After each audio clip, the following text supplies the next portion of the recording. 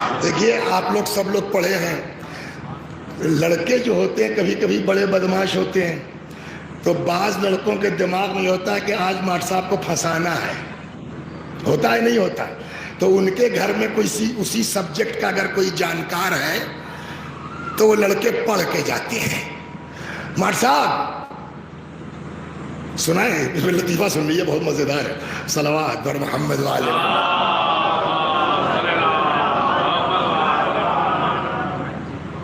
وہ مصرع ہی بھول گئے ہم جس پر مزہ لینے آ رہے تھے۔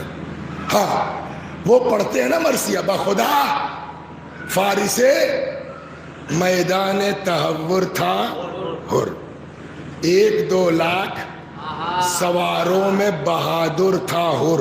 سچولیا قصہ ہے بہرائچ میں ایک انٹر کالج کا، ماسٹر صاحب اردو پڑھا رہے تو اردو میں یہ مرثیہ آ گیا، سمجھے آپ؟ تو انہوں نے کہا کہ صاحب اتنا یہ لوگ میر انیس کرتے ہیں، میر انیس کو محاورہ تک تو نظم کرنا آتا نہیں۔ اب کلاس میں بہت سے لڑکے، اس میں شیعہ لڑکا بھی، اس کو لگ گئی، اس وقت تو نہیں بولا، آیا تو وہیں بہرائچ میں ہمارے وسیقی کے سابق تعلق تھے، اس وقت لکھنؤ میں اچھا شعر و ادب پر نظر ہے ماشاءاللہ، آصف جائسی مصطفیٰ صاحب۔ اس نے کہا آج یہ کہہ رہے تھے ماٹ صاحب، کہنے لگے بیٹا یہ ماسٹر صاحب کا جملہ نہیں ہے، یہ موازنہ انیس و دبیر میں شبلی نعمانی نے لکھا ہے، اس کا جواب یہ ہے۔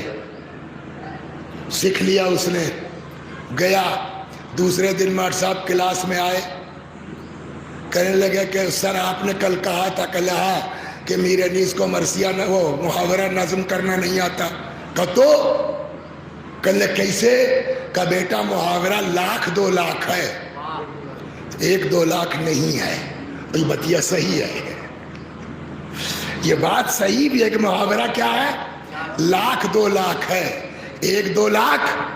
لڑکے نے کہا کہ سر میر انیس نے غلط نظم نہیں کیا ہے، آپ کو پڑھنا نہیں آتا ہے، اس کا مطلب مرثیہ کہنا اور ہے، اس سے بڑا ہنر مرثیہ پڑھنا۔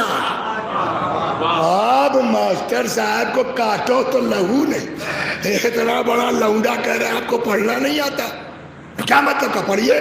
ماسٹر صاحب نے پھر پڑھ دیا، بخدا فارس میدان تہور تھا ہر، 1-2 لاکھ سواروں میں بہادر تھا ہر۔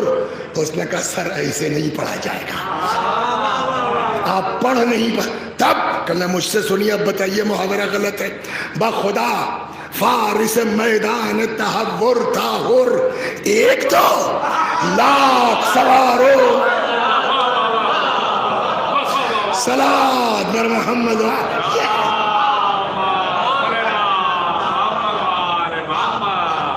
ایک اور صلوات بر محمد۔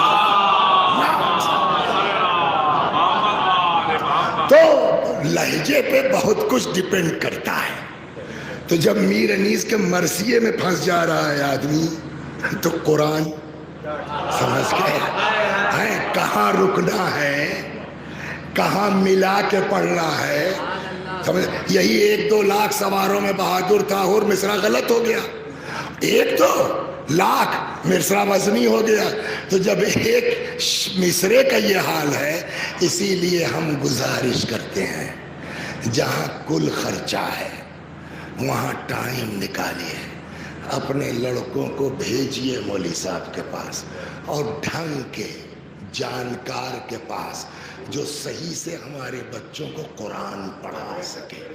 صلوات بر محمد۔